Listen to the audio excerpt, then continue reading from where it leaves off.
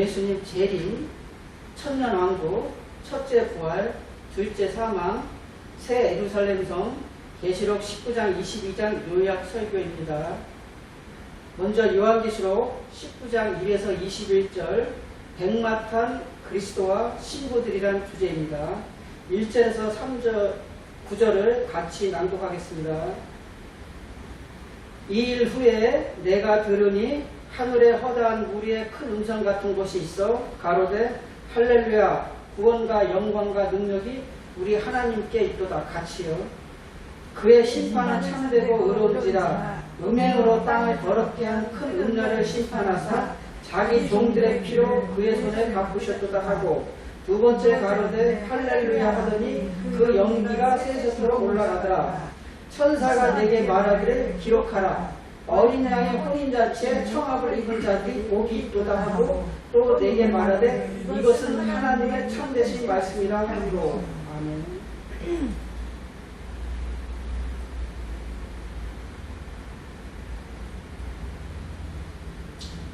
자, 요한은 모든 민족을 대표하는 허다한 무리가 하늘에 있는 하나님의 보좌 앞에 서서 하나님의 구원을 찬양하는 모습을 보았습니다. 이제 어린 양께 구속받은 그 헤아릴 수 없는 찬양 합창되는 성도들을 죽인 음녀에 대한 하나님의 공의로운 복수에 대해서도 하나님을 찬양합니다. 하나님의 심판은 모든 거짓말을 폭로하고 모든 잘못을 바로잡을 것입니다. 큰 음녀는 한 쌍의 범죄로 인해 정죄받습니다. 음녀는 매혹적인 쾌락으로 땅을 더럽게 했고 하나님의 종들의 피를 흘렸으며 하나님은 마침내 그 피에 대해 복수하셨습니다. 장로들과 생물들이 드리는 이 예배는 이 완성에 대한 축하를 하나님과 어린 양에 대한 이전의 환상과 연결시킵니다. 보좌에서 난 음성은 히브리어 표현인 할렐루야를 우리 하나님께 찬송하라는 명령으로 요한의 청중이 사용하는 헬라어로 바뀝니다. 전능하신 이는 역사 전체에 걸쳐 통치하시지만 여기서는 그리스도가 재림하실 때 경쟁자나 저항 없이 통치를 확립하시는 데 대해 찬양을 받으십니다. 음녀의 파멸과 더불어 순결하게 꾸민 어린 양의 순결한 아내가 소개되죠. 옳은 행실이라는 신부의 옷은 신랑의 은혜의 선물입니다. 복이 있도다. 요한계시록의 7번의 축도 가운데 4번째입니다. 어린 양의 혼인잔치에 청합을 받은 자들은 사랑받는 신부인 교회에 속하며 은혜의 복음으로 부르심을 받은 성도들입니다. 이런 어린 양의 혼인잔치는 이사야 25장 6절에서 8절, 마태복음 22장 1에서 14절 등을 메시아의 잔치에 대한 예언에서 예견되었습니다. 자, 이제 예수님의 재림이 시작됩니다. 천국에서 주님과의 혼인잔치가 끝나고 이제 어린 양의 신부들은 새 마포를 입고 주님의 뒤를 따르죠. 그들은 백마를 타고 어린 양의 승리에 동참합니다. 계시록 19장 11, 13, 14, 16절을 제가 읽겠습니다. 또 내가 하늘이 열린 것을 보니 보라 백마와 탄 자가 있으니 그 이름은 충신과 진실이라. 그가 공의로 심판하며 싸우더라. 또 그가 피 뿌린 옷을 입었는데 그 이름은 하나님의 말씀이라 칭하더라. 하늘에 있는 군대들이 회고 깨끗한 쇠마포를 입고 백마를 타고 그를 따르더라. 그 옷과 그 다리에 이름 쓴 것이 있으니 만왕의 왕이요 만주의 주라 하였더라.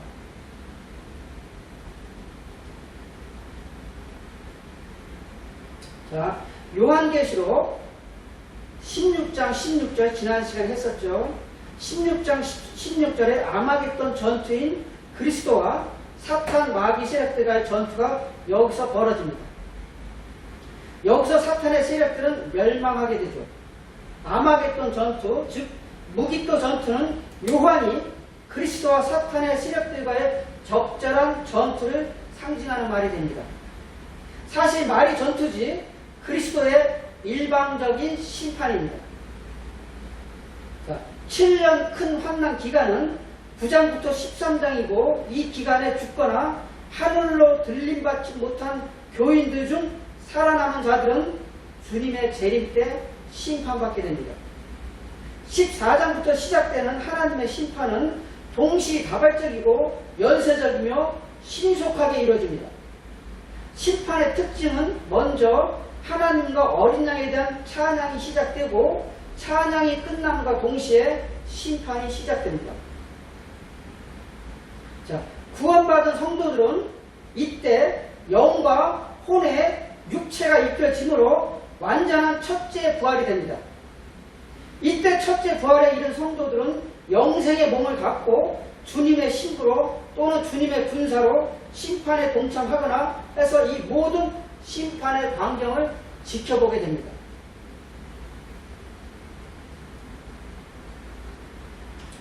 자, 하늘이 열리는 광경은 악의 세력의 패배와 멸망으로 비교되는 그리스도와 악의 세력 사이의 마지막 전투를 뜻하는 일련의 환상의 시작점을 알립니다.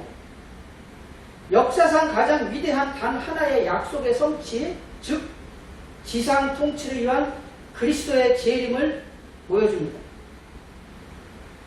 그리스도가 짐승과 거짓 선지자와 그들이 모은 군대를 물리치시고 멸하십니다. 용과 짐승과 거짓 선지자가 싸움을 위해 땅의 왕들의 모은 절정의 전투는 승리하신 그리스도에 대한 묘사와 이 전투의 결과를 예고하는 음산한 저녁 표대로 시작됩니다. 그리고 마침내 전투가 시작됩니다. 100마리 탄자는 이미 승리했고 흰색은 승리의 색입니다. 그 탄자의 이름인 충신과 진실은 그 탄자가 곧 충성되고 참된 증인이신 예수님이심을 밝혀줍니다. 말이 탄자는 그 눈은 불꽃 같고 그 입에서 예리한 검이 나오는 인자이며 요한은 주의 날에 인자를 보았습니다. 많은 관들, 왕권을 상징하는 면류관들이죠. 만왕의 왕이요 만주의 주이신 분의 기존하심을 보여줍니다.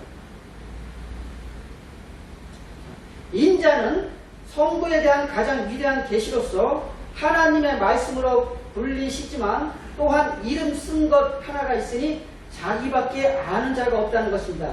이름 요한복음 1장 12, 13절에 나오죠. 하나님의 아들의 무한한 존재는 결코 완전할 수가 없기 때문이죠. 하나님은 성자를 통해 가장 충분히 말씀하시지만 신적인 비밀은 성자의 본성 가운데 일부를 감추십니다. 누가복음 10장 22절에 있죠.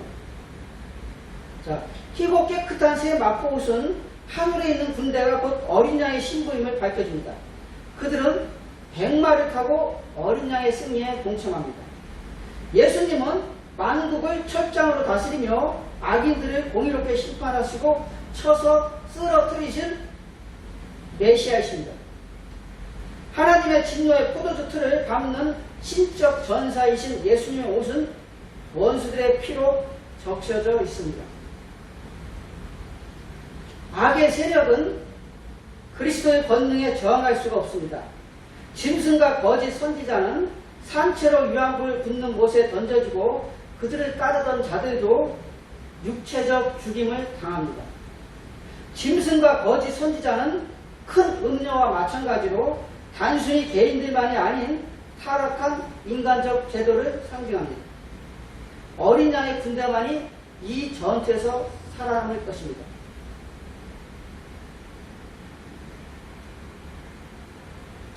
자, 다음으로 요한계시록 20장 1에서 15절로 제목은 천년왕국과 첫째 부활입니다. 1에서 6절에 제가 읽겠습니다. 또 내가 보매 천사가 무저갱 열쇠와 큰 쇠사슬을 그 손에 가지고 하늘로서 내려와서 용을 잡으니 곧 옛뱀이요 마귀요 사단이다. 잡아 1000년 동안 결박하여 무저갱에 던져 잠그고 그 위에 임봉하여 천년이 차도록 다시는 만국을 미혹하지 못하게 하였다가 그 후에는 반드시 잠깐 노이리라. 또 내가 보자들에 보니 거기 앉은 자들이 있어 심판하는 권세를 받았더라. 또 내가 보니 예수의 증거와 하나님의 말씀을 인하여 목배임을 받은 자의 영혼들과 또 짐승과 그의 우상에게 경배하지도 아니하고 이마와 손에 그의 표를 받지도 아니한 자들이 살아서 그리스도와 더불어 1000년 동안 왕노릇하니 그 나머지 죽은 자들은 그 천년이 차기까지 살지 못하더라. 이는 첫째 부활이라. 이 첫째 부활에 참여하는 자들은 복이 있고 거룩하도다. 둘째 사망이 그들을 다스리는 권세가 없고 도리어 그들이 하나님과 그리스도의 제사장이 되어 1000년 동안 그리스도와 더불어 왕노릇하리라.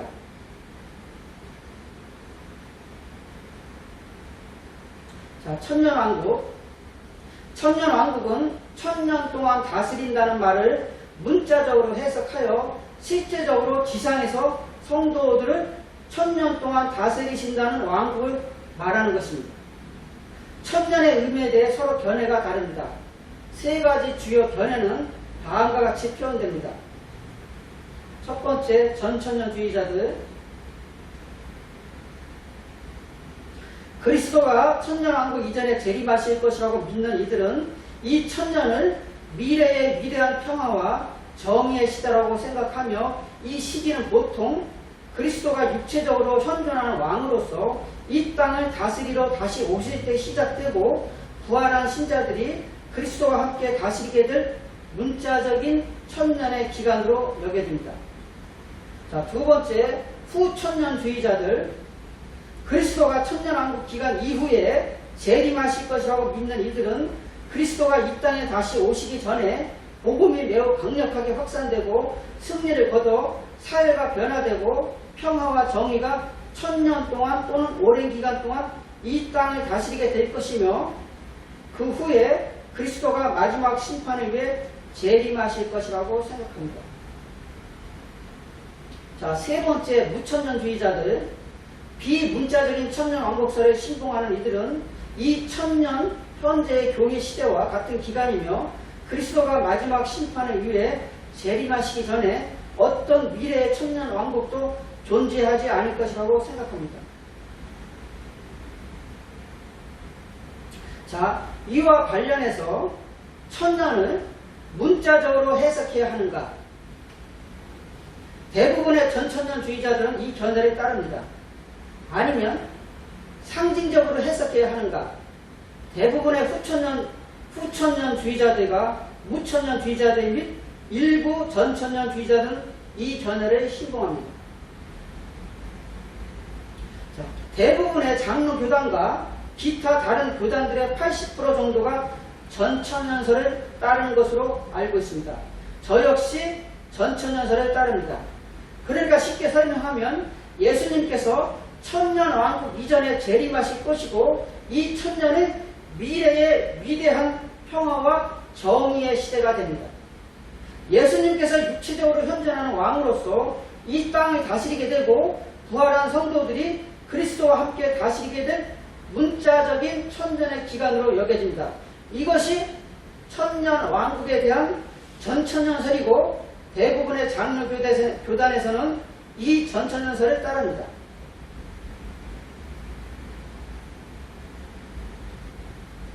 자, 천사가 무저갱의 열쇠와 큰 쇠사슬을 가지고 와서 용, 즉 옛 뱀이요 마귀요 사단인 용을 잡아서 1000년 동안 결박합니다. 요한계시록 9장에서는 천사가 무저갱을 열고 사단을 풀어놓았어요. 그런데 요한은 이제 또 한 천사가 무저갱의 열쇠와 큰 사슬을 손에 들고 하늘로부터 내려오는 것을 보았습니다. 이 천사는 하나님의 보내신 사자였습니다. 그 천사는 풀어놓았던 용, 큰 용, 곧 악마요, 사탄인 그 옛뱀을 붙잡아 결박하여 무저갱에 던지고 닫았습니다. 무저갱은 사단이 갇히는 감옥입니다. 천사는 무저갱을 1000년 동안 복인하여 천년이 끝날 때까지는 사단이 성도들을 미혹하지 못하게 하였습니다.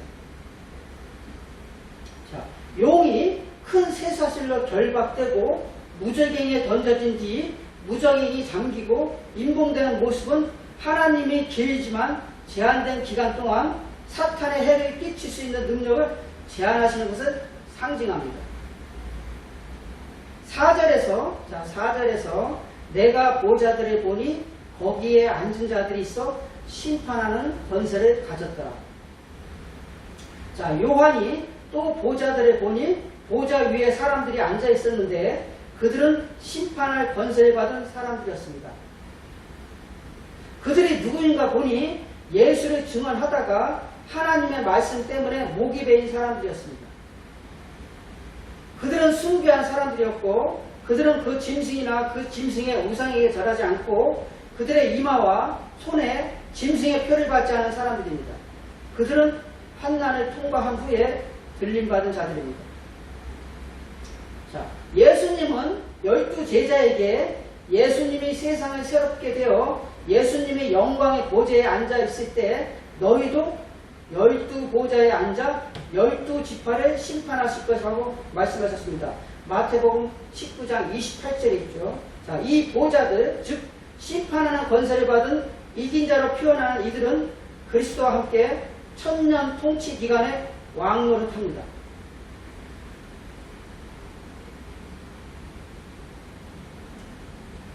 자, 5, 6절에서 죽은 성도들이 이미 육체적 부활을 하였고 이들은 첫째 부활을 한 것입니다.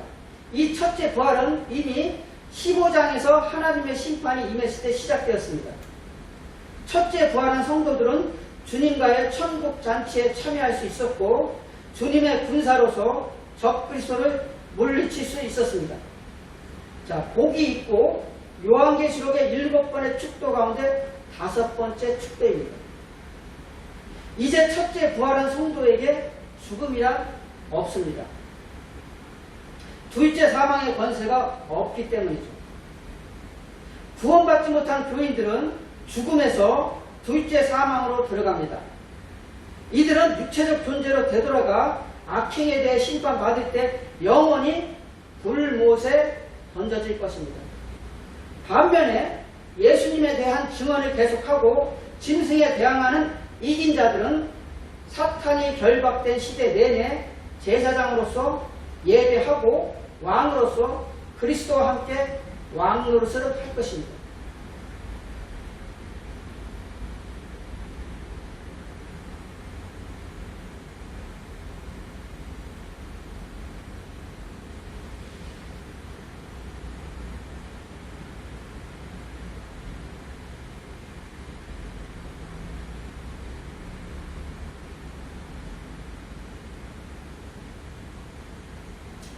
자, 이제 천년왕국이 끝나고 하나님의 마지막 시험을 합니다. 7에서 10절에 제가 읽겠습니다. 천년이 참에 사단이 그 옥에서 놓여 나와서 땅의 사방 백성 곧 곡과 마곡을 미혹하고 모아 싸움을 붙이리니 그 수가 바다 모래 같으니라. 저희가 지면에 널리 퍼져 성도들의 진과 사랑하시는 성을 두르매 하늘에서 불이 내려와 저희를 소멸하고 또 저희를 미혹하는 마귀가 불과 유황 못에 던지우니 거기는 그 짐승과 거짓 선지자도 있어 세세토록 밤낮 괴로움을 받으리라.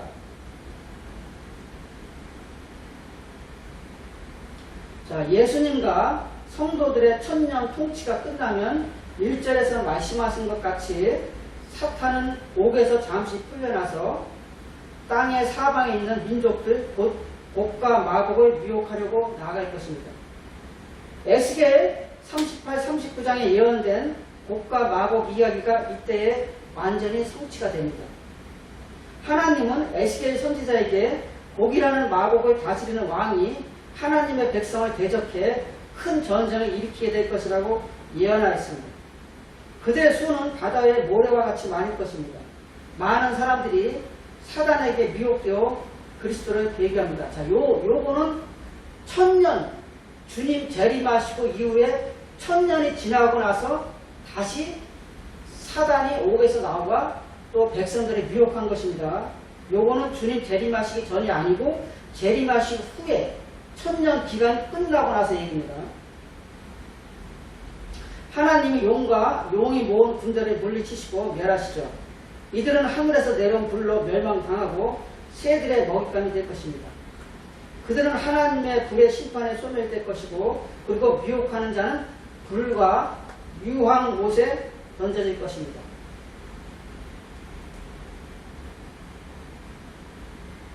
자, 다음으로 백보자 심판과 둘째 사망입니다. 11에서 15절에 제가 읽겠습니다. 또 내가 크고 흰 보좌와 그 위에 앉으신 자를 보니 땅과 하늘이 그 앞에서 피하여 간되었더라. 또 내가 보니 죽은 자들이 물어내손하고 그 보좌 앞에 섰는데 책들이 펴있고 또 다른 책이 펴졌으니 곧 생명책이라. 죽은 자들이 자기 행위를 따라 책들에 기록한 대로 심판을 받으니 바다가 그 가운데서 죽은 자들을 내어주고 또 사망과 음부도 그 가운데서 죽은 자들을 내어주매 각 사람이 자기의 행위대로 심판을 받고 사망과 음부도 불못에 던지우니 이것은 둘째 사망 곧 불못이라. 누구든지 생명책에 기록되지 못한 자는 불못에 던지우더라. 아멘. 자, 마지막 심판과 마지막 원수인 사망의 멸망입니다. 구약과 신약 오늘날의 모든 죽은 자는 무덤과 바다에서 부활하여 책들에 기록된 그들의 행위에 따라 또는 하나님의 은혜로 그들의 이름을 어린 양의 생명책에 기록하신 것에 따라 심판을 받을 것입니다. 자, 크고 흰 보좌, 백보좌죠. 크고 흰 보좌는 옛적부터 항상 계시니 다니엘 7장 9절에 나왔죠. 계시니의 순전하심과 지혜를 반영합니다. 땅과 하늘이 그 앞에서 피하여 학기의 2장 6절과 히브리서 12장 26, 28절에 나와 있습니다. 처음 하늘과 땅의 이러한 사라짐은 새 하늘과 새 땅을 예비합니다.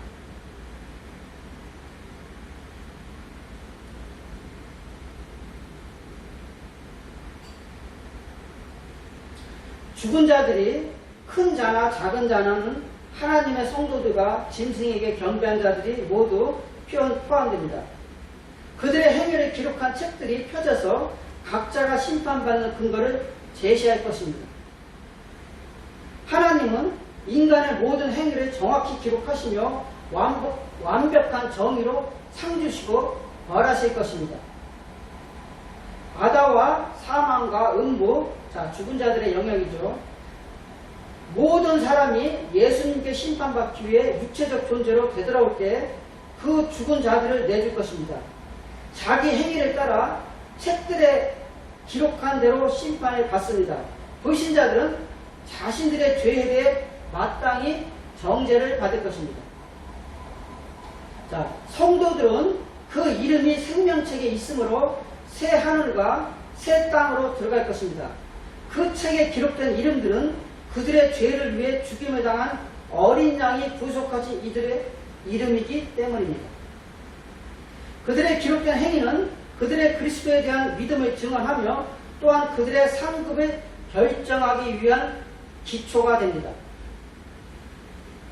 마지막 원수인 사망은 그리스도가 성도들을 다시 살리실 때 멸망당할 것입니다. 그러므로 사망과 음부는 마지막으로 둘째 사망 곧 불못에 던져질 것이며 거기서 짐승과 거짓 선지자 및 마귀와 함께 있을 것입니다.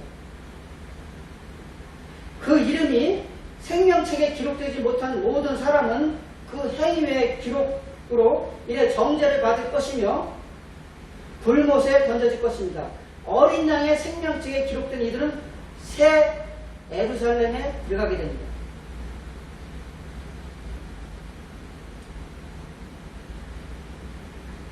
다음으로 요한계시록 21장 1에서 7절로 제목은 거룩한 성, 새 하늘과 새 땅입니다.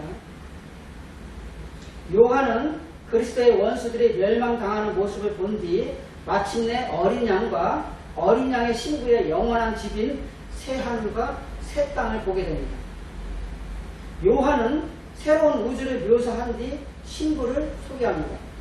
1에서 7절에 제가 읽겠습니다. 또 내가 새 하늘과 새 땅을 보니 처음 하늘과 처음 땅이 없어졌고 바다도 다시 있지 않더라. 또 내가 보매 거룩한 성 새 예루살렘이 하나님께로부터 하늘에서 내려오니 그 예비한 것이 신부가 남편을 위하여 단장한 것 같더라. 내가 들으니 보좌에서 큰 음성이 나서 가로되 보라 하나님의 장막이 사람들과 함께 있으며 하나님이 저희와 함께 거하시리니 저희는 하나님의 백성이 되고 하나님은 친히 저희와 함께 계셔서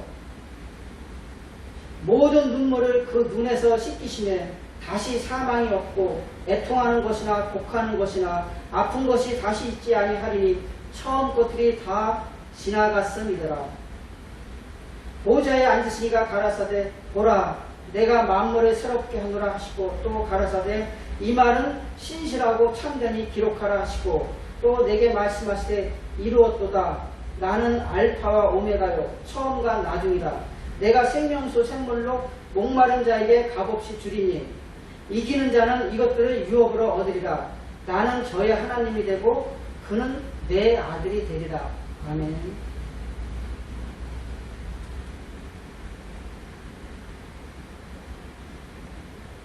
자, 요한이 또 내가 새 하늘과 새 땅을 보니 처음 하늘과 땅이 사라지면 우주적 질서에서의 악의 치명적인 오염이 제거되고 죄와 고통과 사망이 영원히 추방되는 하나님의 새로운 우주적 질서 창조의 길이 열립니다. 지금까지 옛 질서는 썩어짐의 종노릇을 했고 이제까지 함께 탄식하며 함께 고통을 겪으며 로마서 8장 21에서 22절이죠. 하늘이 풀어지고 의가 있는 곳은 새 하늘과 새 땅이 세워져 옛 세상을 영원히 대체할 날을 기다리고 있습니다. 바다도 다시 있지 않더라. 이 말씀은 이제 새로운 땅에는 어떤 수역도 존재하지 않을 것이라는 뜻이 아니라 지상의 반역과 혼돈과 위험의 원천 즉 짐승이 출현하는 바다를 가리킵니다. 이러한 상징적인 반역의 원천은 더 이상 창조의 완벽함을 위협하지 않을 것입니다. 새 예루살렘 성의 가장 두드러진 특징은 거룩이죠. 하나님께로부터 내려옵니다. 인간의 노력에 의해 지어지는 성이 아니고 하나님이 예비하시는 것이고 하나님이 이것을 준비하고 계십니다. 신부가 남편에 위하여 단장한 것 같더라. 곱고 고운 모양, 아름답기 그지없는 모양입니다. 하나님의 장막이 사람들과 함께 있음에 하나님이 그들과 함께 계시리니 라고 말씀하셨듯이 이제 하나님의 온전한 임재가 이루어집니다. 그들은 하나님의 백성이 되고 하나님은 친히 그들과 함께 계셔서 나는 내 하나님이 되고 너는 내 백성이 될 것이다 라는 이 말씀이 완전히 이루어지게 됩니다.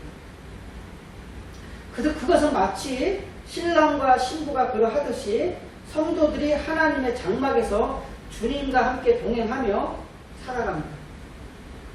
모든 눈물을 그 눈에서 닦아주시니 다시는 사망이 없고 애통하는 것이나 곡하는 것이나 아픈 것이 다시 있지 아니하리니 라고 말씀하셨듯이 이제 하나님의 위로가 임하는데 그 본질을 치유하시고 회복하시는 역사가 일어나게 될 것입니다. 자, 처음 것들이 다 지나갔음이라. 이제 새로운 세상이 도래하였기에 과거의 모든 가치와 판단은 바뀌게 됩니다. 뿐만이 아니라 옛 세상에 있던 모든 고통과 눈물과 즐겁과 아픔은 완전히 사라져버리는 것입니다. 처음 것들, 즉 불완전했던 옛날의 모든 것들은 다 지나가 버립니다. 구약의 성막과 성전에서 예시된 하나님의 언약의 목적인 임마누엘이 성취될 것입니다. 하나님은 모든 눈물을 닦아주시고 사망과 애통과 아픈 것을 없애심으로써 인간의 죄로 인해 세상에 들어온 저주를 뒤집을 것입니다. 내가 만물을 새롭게 하노라. 새롭게 하시는 주체가 주님이심을 밝히 말씀하십니다. 나는 알파요 오메가 처음과 마지막 주님이 시작하신 일을 주님이 마무리하십니다. 내가 생명수 샘물을 목마른 자에게 값없이 주리니 주님의 은혜의 강물이 그렇게 주어지는데 영원히 목마르지 않는 생물입니다. 영생수이며 성도들은 이 생물을 마심으로 영원히 죽지 않는 불사신의 몸이 됩니다. 예수님께서 주시는 생명수 샘물은 하나님과 어린 양의 보좌와 은혜의 보좌, 히브리서 4장 16절이죠. 여기서 목마른 자는 값없이 하나님의 값없는 선물로 마십니다. 이사야 55장 1절에 나왔죠.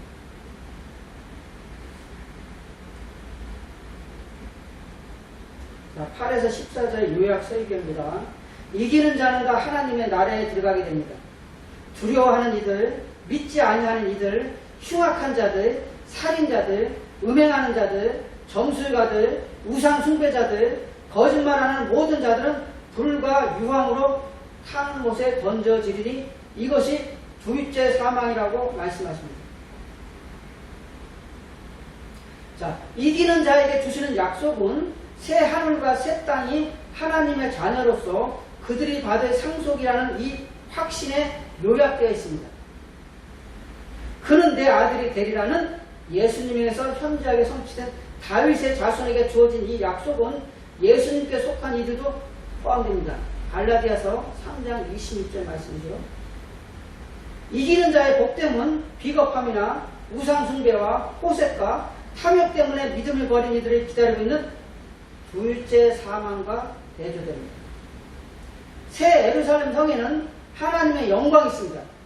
그 성의 빛은 지극히 귀한 보석 같고 벽옥과 수정같이 맑았으며 그것은 그 성이 심히 거룩하고 영광스러움을 나타냅니다.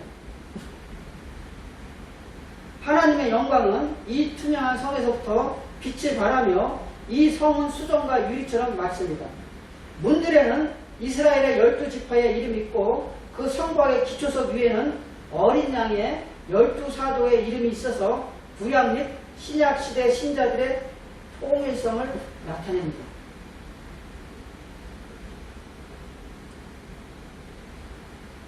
자, 15에서 24절에 요약하겠습니다. 금 갈대자는 에스겔의 환상에 나오는 갈대보다 영광스럽죠.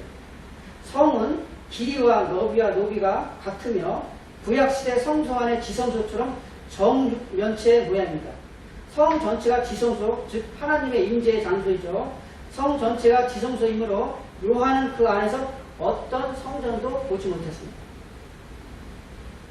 성의 길이, 너비, 높이 12,000 스타디온, 즉 2221km가 성곽의 너비입니다. 이는 이 성의 문자적인 규모를 가리킬 수도 있고 하나님의 백성의 완벽한 삶을 상징할 수도 있습니다.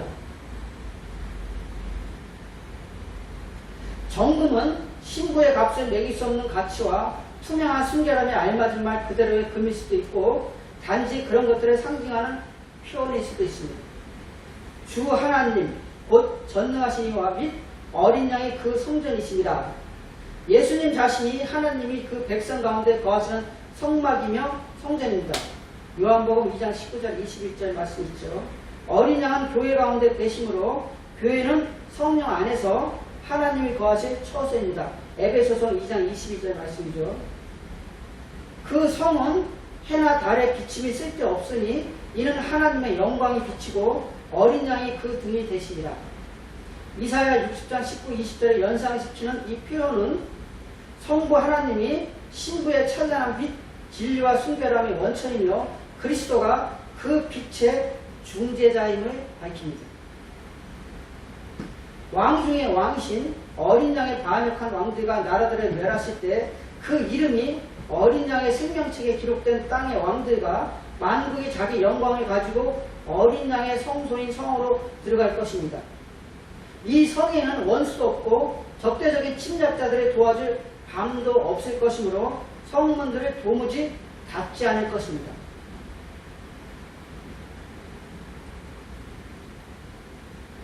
자, 마지막 장인 요한계시록 22장 1에서 21절의 제목은 주 예수여 오시옵소서입니다. 1에서 7절에 제가 읽겠습니다. 또 저가 수정같이 맑은 생명수의 강을 내게 보이니 하나님과 및 어린 양의 보좌로부터 나서 길 가운데로 흐르더라. 강 좌우에 생명나무가 있어 12가지 실과를 맺히되 달마다 그 시위가를 맺히고 그 나무 잎사귀들은 만국을 소상하기 위하여 했더라. 다시 저주가 없으며 하나님과 및 그 어린 양의 보좌가 그 가운데 있으리니 그의 종들이 그를 섬기며 그의 얼굴을 보이터여 그의 이름도 저희 이마에 있으리라. 다시 밤이 없겠고 등불과 햇빛이 쓸데없으니 이는 주 하나님이 저희에게 비치심이라. 저희가 세세토록 왕노릇 하리로다. 또 그가 내게 말하기를 이 말은 신실하고 참된지라. 주 곧 선지자들의 영의 하나님이 그의 종들에게 반드시 속히 되어질 일을 보이시려고 그의 천사를 보내셨도다. 보라, 내가 속히 오리니 이 책의 예언의 말씀을 지키는 자가 복이 있으리라 하더라.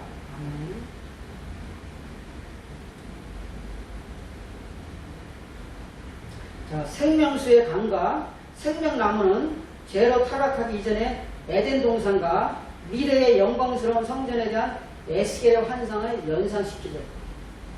예수님이 약속하신 대로 하나님과 및 어린 양의 보좌로부터 성령이 가져다 주시는 회복과 생명이 흘러나옵니다. 살아있는 신자들과 순교자들은 지금 이 시대에도 이 생명을 주는 물을 맛보지만 그 충만한 맛은 새 하늘과 새 땅에 이르러서야 경험할 수 있습니다. 늘 흐르는 이 강은 풍성한 복과 기쁨의 끝없는 흐름의 그림처럼 보여집니다. 한때는 죄 있는 인간에게 금지되었던 생명나무는 성의 주민들의 연중 내내 만족시킬 것입니다. 만국을 치료하는 일은 사망이 파괴될 때 완료될 것입니다. 다시 저주가 없으며 땅은 아담의 죄 때문에 저주받았습니다. 그 결과 죄책감, 갈등, 생존 경쟁, 질병, 슬픔, 죽음이 찾아왔습니다. 완성된 새 창조 세계에서는 그런 재앙이 전혀 남아있지 않을 것입니다. 하나님의 보좌는 성 전체를 성전으로 만들 것이며 그 안에서 그의 종들이 하나님의 제사장으로서 섬길 것입니다. 모세는 여호와의 얼굴을 보고 살 수가 없었지만 하나님의 구속받은 백성은 성령이 그들의 성화를 완성하실 때 그의 얼굴을 볼 것입니다. 하나님이 그 백성을 호의적으로 보시고 기뻐하실 때 주님의 얼굴을 보는 일은 다가올 시대에 가장 큰 복이 될 것입니다. 그들의 이마에 있는 그의 이름은 역사의 소용돌이와 시련의 아랑곳 없이 그들을 자신의 보호받는 소유로서 인치신 것입니다. 밤은 사라졌으므로 하나님의 종들은 성도들은 그들의 왕이신 예수님과 연합하여 제사장으로서 예배드릴 뿐만 아니라 왕으로서 새 땅에서 세세토록 왕노릇 할 것입니다. 하나님은 그 종들에게 반드시 속히 될 일을 보이시려고 천사들을 보내셨습니다. 예언의 말씀을 지키는 자는 복이 있다. 그리고 예수님은 내가 속히 오리라 라고 단언하십니다.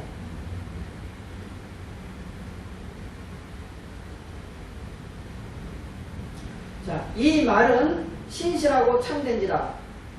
자, 하나님의 계시된 말씀과 말씀들의 유일무이한 진리와 신뢰성은 21장 5절에서 처음으로 나타나는 것처럼, 그리고 22장 6절, 7절, 9절, 10절에서 그 다음에는 18절과 19절에 나오는 이 두루마리의 말씀에서 제하여 버리는 모든 자에 대한 엄중한 경고로서 반복되는 것입니다. 요한계시록의 마지막 2장에서 7번 강조된다. 이 말씀은, 자, 말씀과 사역의 중요성이 있죠.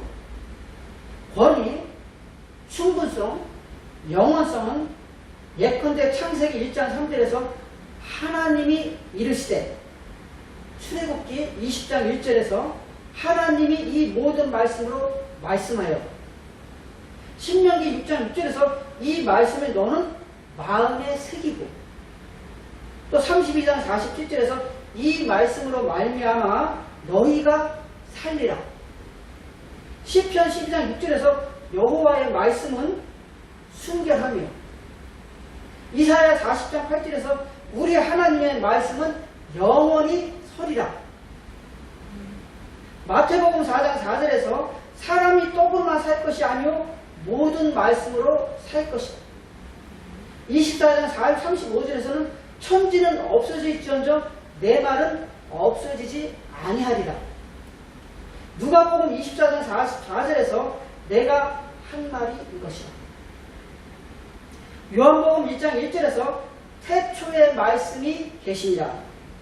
베드로전서 1장 25절에서 주의 말씀은 세세토록 있도다 등에서 볼 수 있는 것처럼 창세기의 첫 단어부터 요한계시록의 마지막 단어까지 모든 성경의 말씀은 기초가 됩니다. 이 두루마리에 말씀을 지키는 자는 복이 있으리라. 모든 시대에 신자들이 위한 세월이 흘러도 변함없는 약속. 여기 계시록 22장 7절에 나오는 복이 있으리라는 첫 번째 복이 있나니를 연상시키며 요한계시록 전체에 걸친 7번의 축도 가운데 6번째입니다.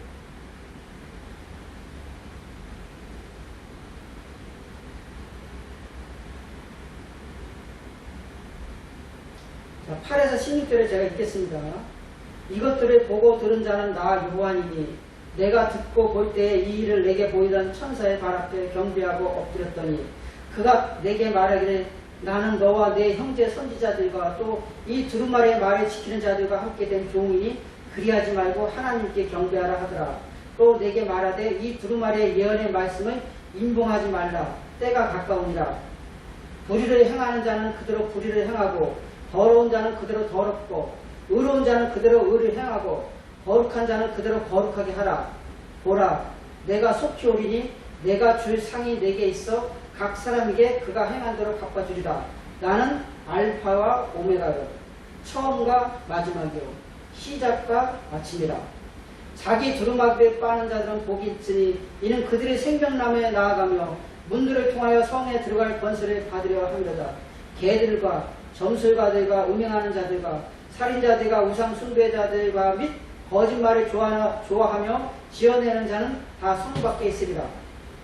나 예수는 교회들을 위하여 내 사자를 보내어 이것들을 너에게 증언하게 하였노니 나는 다윗의 뿌리요 자손이니 곧 광명한 새벽별이라 하시더라.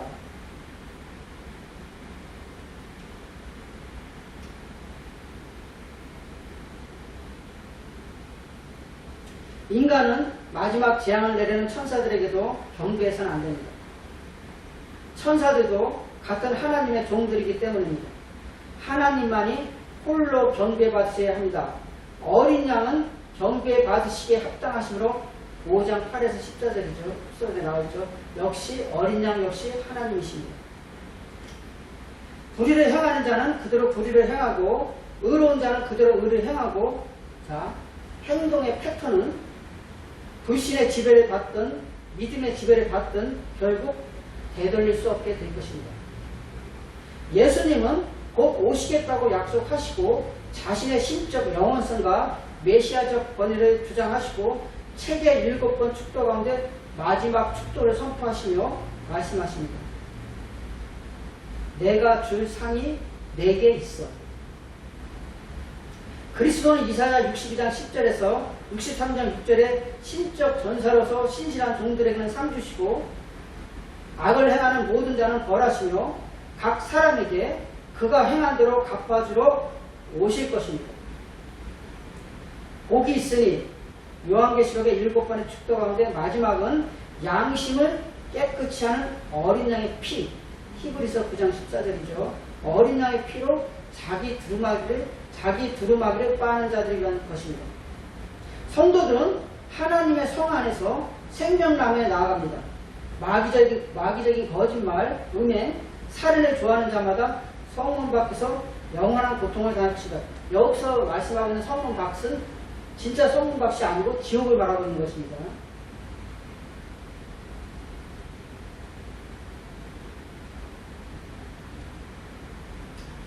자, 17에서 21절에 제가 읽겠습니다. 성령과 신부가 말씀하시기를 오라 하시는도다. 듣는 자도 오라 할 것이요 목마른 자도 올 것이요 또 원하는 자는 값없이 생명수를 받으라 하시더라. 내가 이 두루마리의 예언의 말씀을 듣는 모든 사람에게 증언하노니 만일 누구든지 이것들로 에 더하면 하나님이 이 두루마리에 기록된 재앙들을 그에게 더하실 것이요.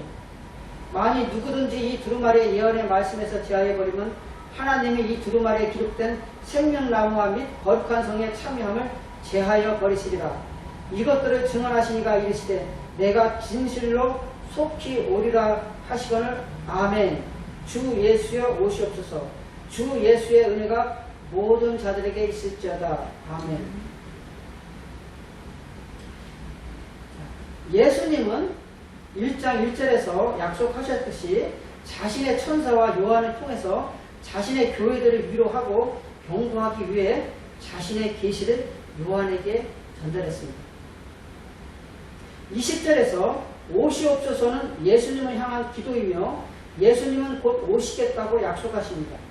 여기서 값없이 생명수를 받으라는 것은 영적으로 목마른 이들을 향한 초대입니다. 생명수는 하나님의 은혜로 값없이 공급되기 때문입니다. 예수님은 책의 내용을 변경하지 말라는 명령을 내립니다. 예수님이 곧 오실 것이라는 약속이고 마지막 축복 선포는 내가 증언하노니, 이는 20절에 증언하신과 똑같은 동사입니다.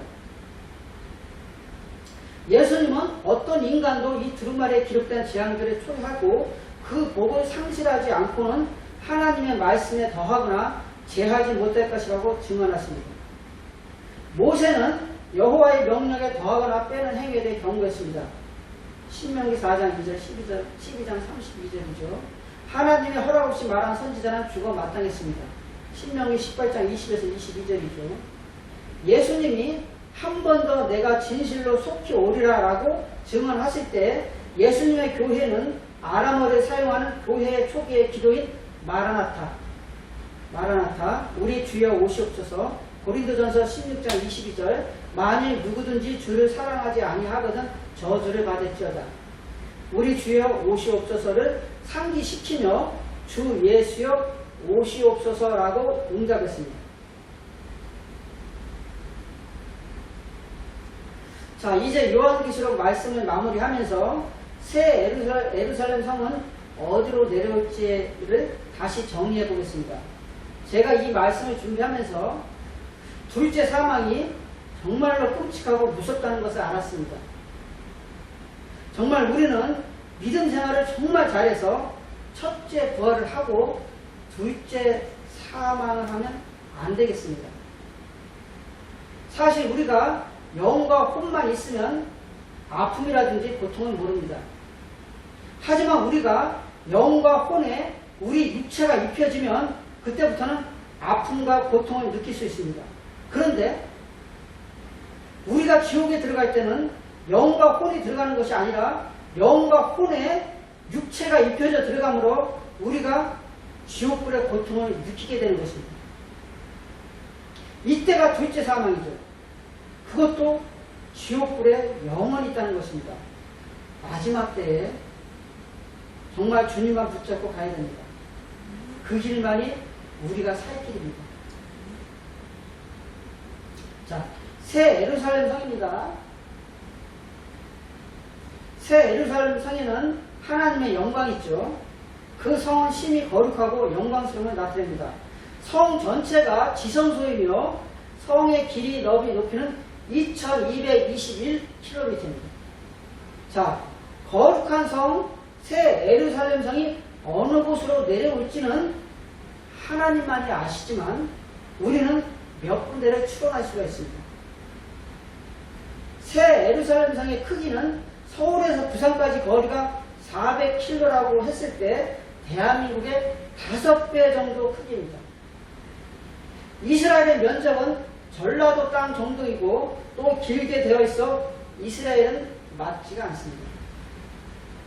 자, 가장 유력한 지역이 예루살렘에서 가깝고 사도 바울의 선도 여행의 출발지였던 안디옥 교회를 중심으로 한 터키와 그리스를 중심으로 한 소아시아 7개 교회가 있는 것이 유력해 보입니다.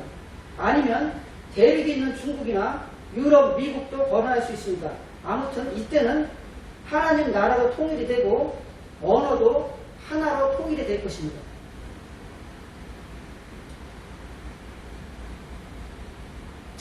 전 세계는 에덴 동산과 같은 낙원으로 변할 것이고 하나님은 새로운 기회를 만들고 1년에 몇 번 정도는 예루살렘 성에서 하나님을 뵐 수도 있을 것입니다.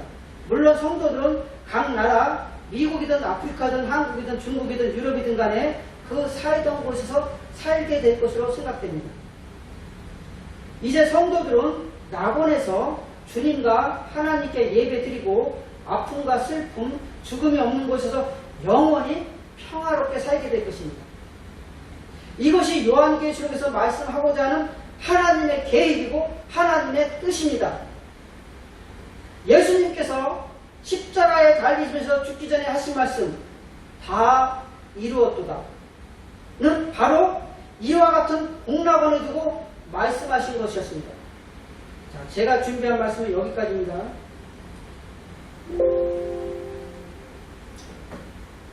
기도하겠습니다.